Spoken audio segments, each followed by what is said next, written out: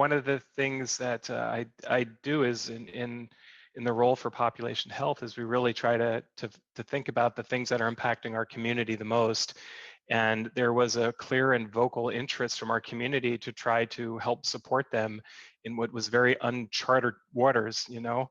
And so we really wanted to try to create a very thoughtful, comprehensive program that would meet their needs, and to also really kind of provide important continuity with their trusted relationships with PCPs. So to really provide them the best care they could wherever they may be. We don't know whether it's between 10 and 30% of COVID-19 survivors are considered long haulers. I mean, were you hearing from a lot of patients? Yeah, you know, I think those numbers are, you know, around 10% sort of seem reasonable so far. But what we have heard from patients is just, you know, really they're reaching out to us saying, please help, we have unmet needs. And, you know, the medical community is trying to figure this out, but we would take all the help we can get, and the more organized that could be and the more directed our efforts, the better. I mean, they didn't exactly say it in those terms, but the patients were scared, right? And so we'd hear about them, and they would establish care with us, and you just sort of, as a caring clinician, you want to offer them the best care you can. And we realized that this is complicated in terms of it's evolving every day. I mean, we've learned so much about COVID since it first came into this area about a year ago. So we wanted to be able to say, how can we hear all these different needs that patients have and try to make it coordinated and thoughtful, and also kind of specific to each patient, because we know that you know, we're starting to see some trends in the community for patients that have this. Some of those trends include the overwhelming fatigue that's just impacting their quality of life every day. They describe air hunger, shortness of breath, and brain fog. So, you know, you hear about those trends and you start to see things come together. But at the same time, every patient's unique and they have their own fingerprint to this, you know, their own sort of spectrum of illness. And so that becomes sort of, you know, a real important challenge to try to tackle that for patients, so that you meet them where they are and you try to help provide them the resources that's specific to them. Tell me kind of exactly how, because this program is going to be maybe up and running in a month, right? Yeah, we hope it'll be up and running in about a month. That's right. Okay, so tell me exactly what it'll look like. So I've got COVID, I get a positive test, or maybe I don't. I have it for 2 weeks, and then after 2 weeks, I'm like, what the heck? I still can't breathe. I'm still really tired. And do I have to be an OHSU patient? Like, how do people navigate this? Yeah, that's a really good question. So I think first of all is the understanding that, you know, some patients get COVID and they have sort of a brief acute illness and they tend to do better, but then there are plenty that don't. And so we want to be available to meet patients wherever they're experiencing those sort of prolonged, persistent symptoms. And so one way, of course, would be if they have a trusted relationship with the PCP and they would be interested in directing patients to our way to support them. You know, we'd love to be able to help provide that, to help them create a plan of care and direct them to resources and to continue that continuity of care with their PCP. In other cases, patients will just be able to reach out to us. We're going to be creating a hotline so that patients can call with questions that they have. And then from there, if it seems that they would benefit from being part of this program, we'd be able to try to, you know, thoughtfully direct them to get scheduled into our program. As far as, you know, how, I think, you know, we want to make sure we do this the right way and set up individualized plans of care that are thoughtful and are really aligned with the best evidence that we have. So we're just going to, you know, take our times initially just to make sure we get everything right, particularly, you know, for OHSU patients as we get started.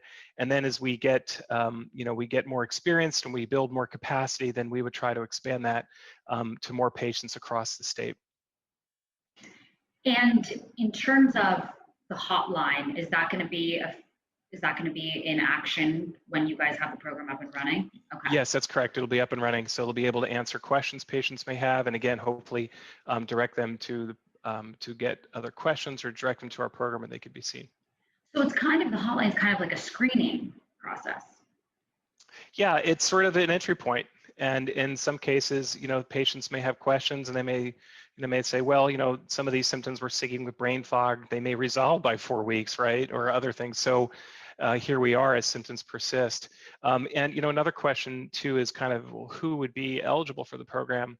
And for us, we know that there is a lot of people in the community that weren't able to get tested, or they didn't convert to sort of the classic PCR testing. And so we feel it's important to meet their needs too. And so we're going to be able to see patients whether they were tested positive or they're sort of presumed clinically positive for COVID.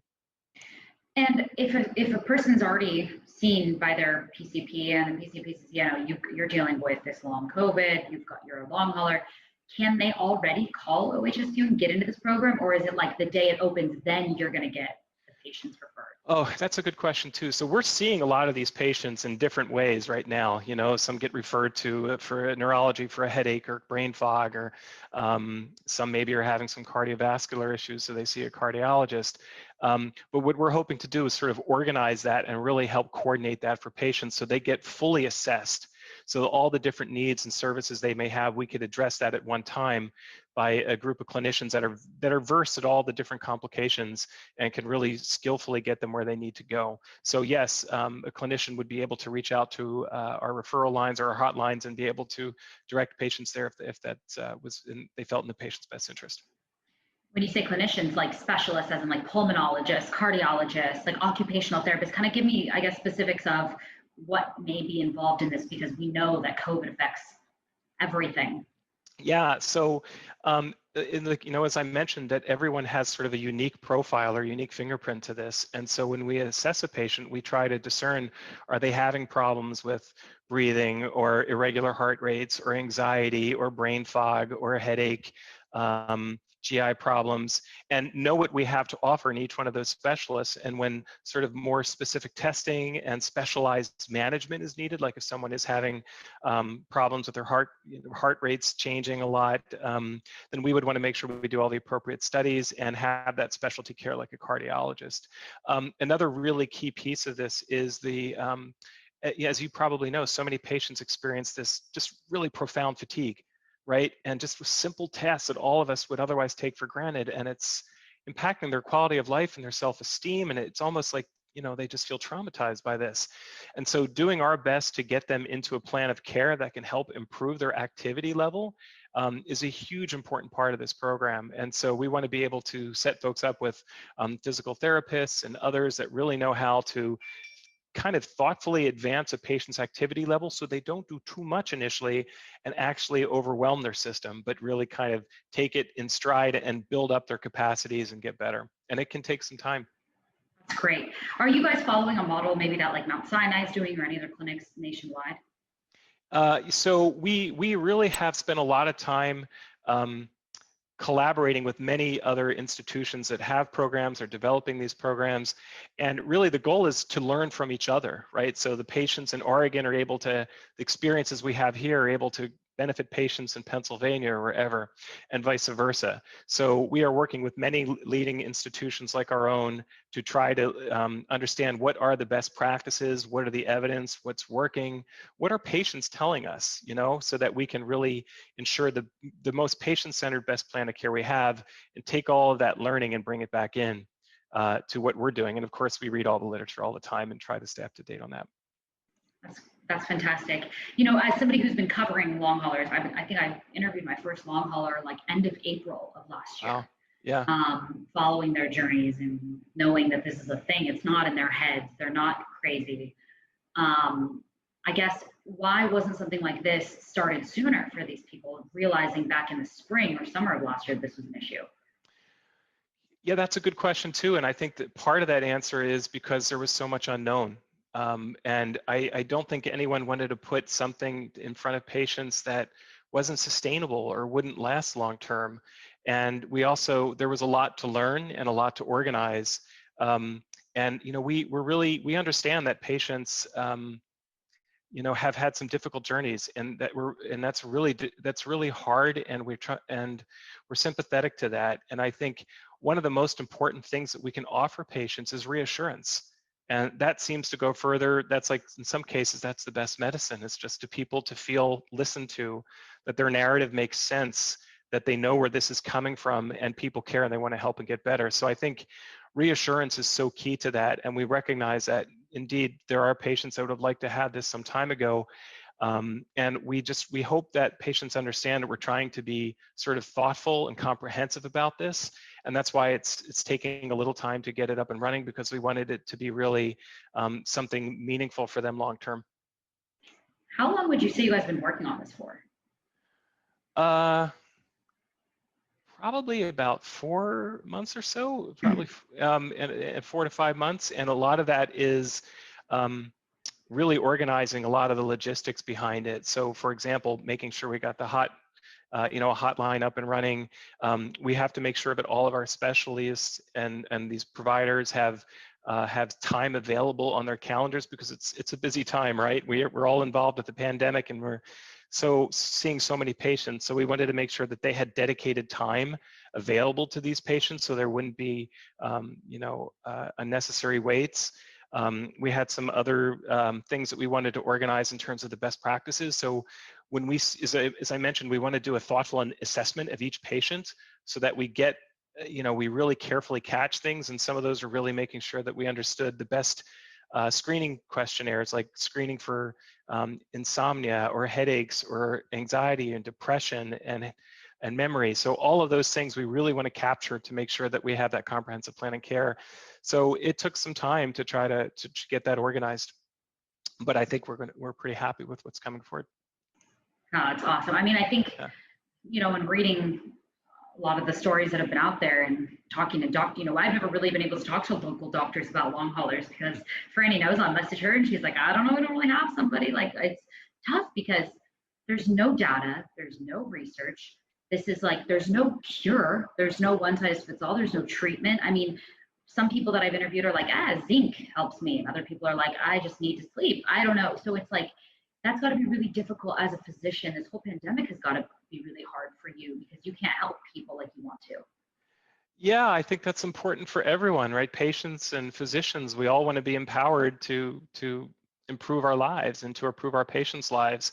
And it's frustrating when you meet patients that are struggling and you don't have all the perfect answers at your disposal, but we can work hard to find them, and we can try to provide the best answers we can. And to do our best to, as I said, again, just to be there for them, to listen, to hear their story, and to be open and honest about everything we know and what we can do. So in really a lot of ways, it's about that kind of trusted partnership.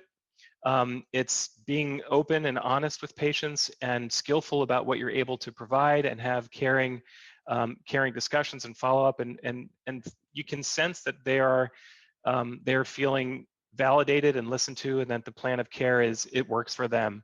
And I think most folks understand that there are a lot of answers still to be discovered, but we can work together as we figure those out.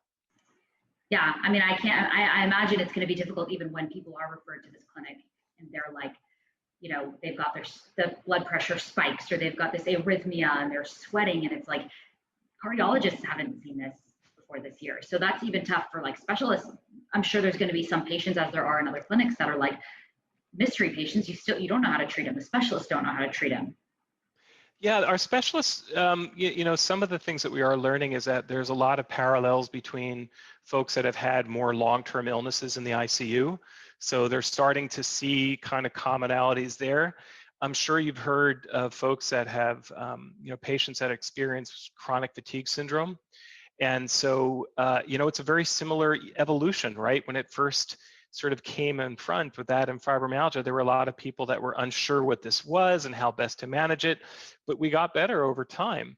So those things like sort of prolonged ICU visits or chronic fatigue syndrome, we're starting to see some commonalities and opportunities to learn from those other conditions that might be applicable. But no doubt, I mean, clinicians, doctors, we want to have all the right answers, and we want to be able to help people as quickly as we can.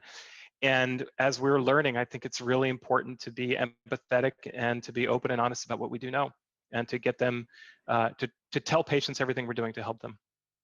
Yeah, like walk them through. I know that you're tight on time, so just to clarify, this is going to be, as Franny told me, this is kind of be all throughout the Markham Hill and South Waterfront campus. It's not like there's one building where all these patients are going to go.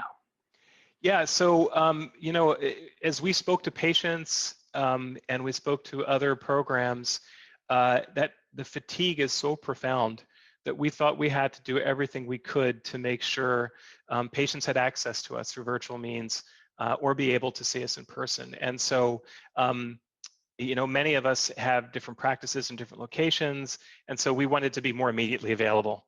And so we're giving patients the opportunity to see us wherever we have the opportunity, but be sort of one coordinated, collected program, so that we're all, you know, seeing patients and treating them with the same knowledge and expertise together, and learning from each other and getting better, and then connecting to other programs and experts around the country. So we really provide the best practice we can.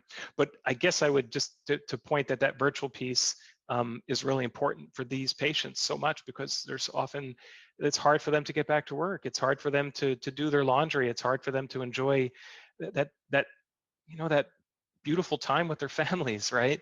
So being able to be accessible to them whenever they need it is really, I think it's a pretty important piece to hear them and to understand their narrative.